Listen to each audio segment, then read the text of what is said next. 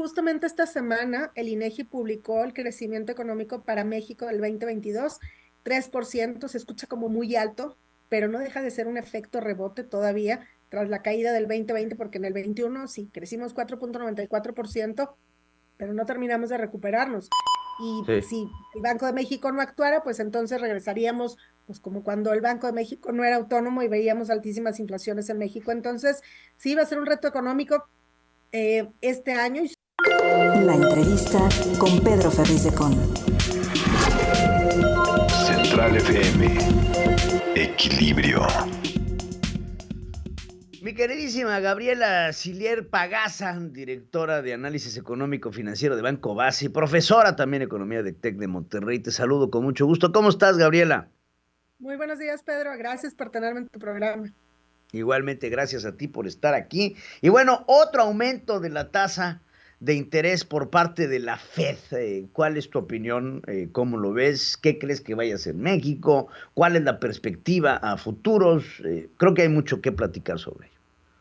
Sí, bueno, pues hay que recordar que la Fed el año pasado subió su tasa de interés en total 425 puntos base, siendo mayor el mayor incremento en registro para un solo año. Y ayer la subió 25 puntos base, se percibe una Fed menos restrictiva, ya se ve la luz al final del camino. Y bueno, pues ahora se anticipa que la tasa de interés terminal de este ciclo alcista será 5.25% o inclusive pudieran terminar en 5% cuando antes se estimaba que pudiera ser inclusive mayor a 5.5% la tasa. Hay todavía presiones inflacionarias en Estados Unidos, por supuesto, porque no se ha arreglado todo el problema del crecimiento de los precios, pero ya a diciembre, que es el último dato disponible, son 6 meses consecutivos a la baja, por lo cual pues yo creo que la Fed, pues en el anuncio de ayer, básicamente fue, pues la vamos a volver a subir en marzo, después vamos a ver los datos, pero ya se perciben mucho más tranquilos, razón por la cual el peso mexicano ahorita se aprecia y bueno, pues ayer también vimos apreciación del peso ante la debilidad del dólar y también que las bolsas ganaban, ¿no? Todo el mundo muy contento ya viendo la luz al final del camino con los incrementos en la tasa de interés en Estados Unidos. Para México el panorama es un poco distinto porque aquí no podemos asegurar que la inflación tiene tendencia de baja porque además del componente importado de todo esto de las disrupciones en las cadenas de suministro que ha generado presiones inflacionarias a nivel global, aquí Mm. pues además pues también sabemos que el gobierno generó un déficit de 3.4% en el 2022, el mayor déficit desde el 2015 y esto también genera presiones inflacionarias y además pues también se dio un incremento significativo en el salario mínimo que se escucha como buenísimo, pero finalmente pues al no estar respaldado en incremento en la productividad, generó presiones inflacionarias y esto, bueno, pues es evidente en la inflación de la primera quincena de enero, en donde se ven presiones importantes en la parte de los servicios. ¿Qué esperamos para el Banco de México? Que suba 25 puntos base, siguiéndole el ritmo a la Fed, pero yo creo que habría espacio y más bien debería de subir 50 puntos base, dado que el comportamiento de la inflación en México pues todavía es medio errático, no tiene Ajá. tendencia de baja como en Estados Unidos. Pues todavía seguiremos viendo una política económica restrictiva y creo que sí tenemos que echarle mucho ojo al tema de inflación a nivel México. Ahora, otro tema que es importante, viene esta demanda de senadores en Estados Unidos sobre la controversia bajo el TEMEC que querían introducir de la importación de maíz transgénico de los Estados Unidos a México. Sí, bueno, pues desafortunadamente estamos viendo que hay pues varias controversias abiertas. Está también la consulta en materia de energía y esto deteriora la relación comercial entre México y Estados Unidos. Y pues es algo bastante negativo, sobre todo pensando que pues en el 2021 y en el 2022 el impulso de la actividad económica de nuestro país provino precisamente de las exportaciones que van hacia Estados Unidos y entonces cualquier cosa que puede entorpecer el crecimiento de las exportaciones, pues también pues generará un freno en la economía mexicana. Inclusive también crecimiento de las exportaciones fue lo que generó la oportunidad del nearshoring en el 2022, con lo cual la inversión extranjera directa creció. Y bueno, pues básicamente no hay motor interno de crecimiento y entonces pues deberíamos de comportarnos realmente como aliados con Estados Unidos.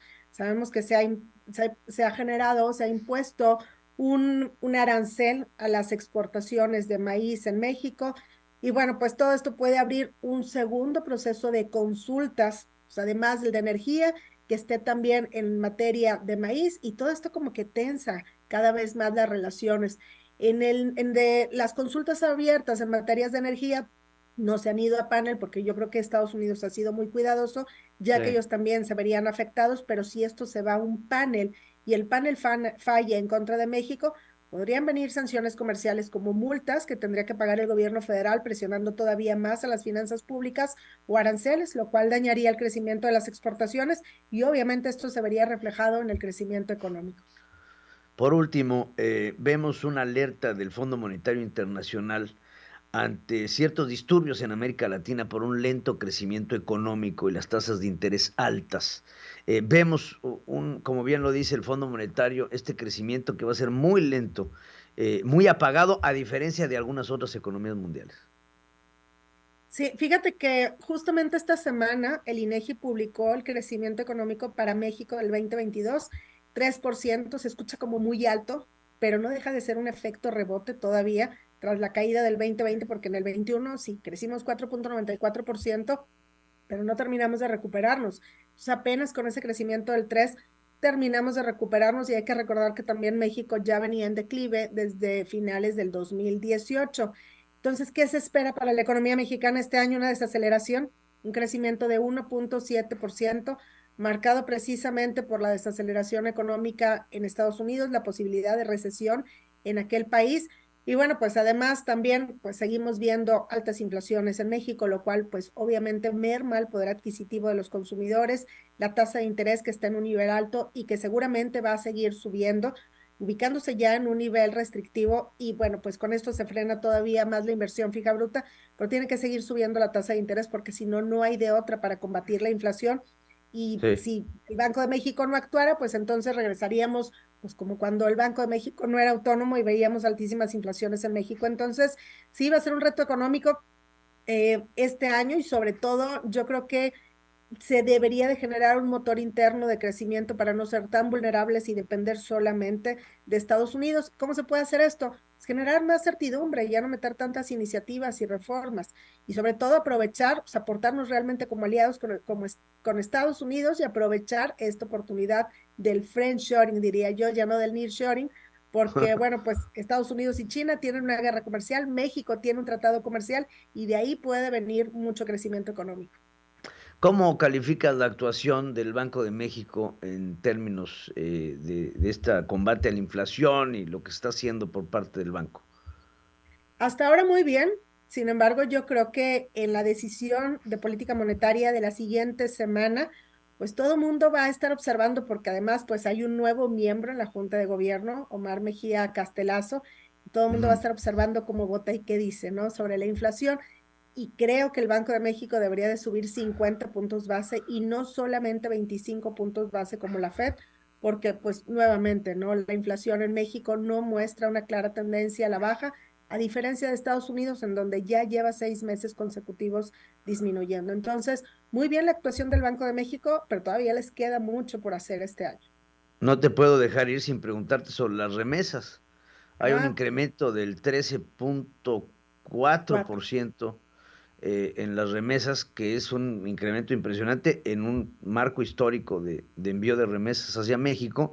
¿Y qué opinarías de un país que en este momento pues, estamos pues, principalmente dependiendo de esas remesas para sacar adelante la economía nacional? Así es, mucho del consumo el 2022 dependió de ese crecimiento de las remesas, y se oye como buenísimo que hayan crecido. Sin embargo, no son un logro de la economía mexicana, más bien, pues No, el no. crecimiento tiene que ver con la falta de oportunidades de nuestro país, que hace que pues mexicanos tengan que ir al exterior, a veces arriesgando su vida para poder enviar su dinero o dinero a sus familiares en México.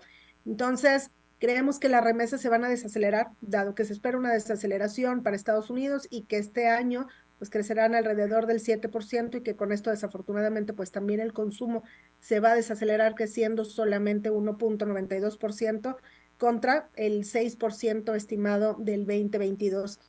Y bueno, las remesas También, fíjate que llama la atención que en algunos estados, pues se vivieron inflaciones altas y las remesas al pasarlas a peso, bueno, pues el peso mexicano se presionó el 2022, al pasarlas a pesos y luego deflactarlas por la inflación, pues resulta que perdieron poder adquisitivo, más bien en términos reales y medidas en pesos, para 15 entidades federativas las remesas terminaron disminuyendo. Y esto, bueno, pues también de alguna manera, pues es evidencia de la alta inflación que vive México y te decía, de la falta de oportunidades también que hay en nuestro país. Claro. Pues creo que si me lo preguntan a mí, las remesas ascienden mucho a una preocupación de mexicanos en el exterior sobre lo que Así es. acontece en nuestro país. Vemos que la remesa promedio está por los 390, $350, que es alta. Digo, gracias a muchos mexicanos que están consternados por lo que pasa en nuestro país, vemos este resultado en esta hermandad que siempre nos ha unido. Te agradezco mucho, mi querida Gabriela Siller, muchas gracias por estar como siempre en este espacio informativo. Gracias a ti, bonito día, hasta luego. Informar es nuestro compromiso. Opinar, nuestra responsabilidad para generar la tuya. Soy tu amigo Pedro Ferriz de Con y desde hace más de 47 años he estado marcando el cambio que México necesita. Mantente en equilibrio en Central FM para que juntos podamos entender todo aquello de lo que te informas. CentralFMequilibrio.com. Te espero para cambiar a México. Central FM Equilibrio, marcando el cambio que México necesita.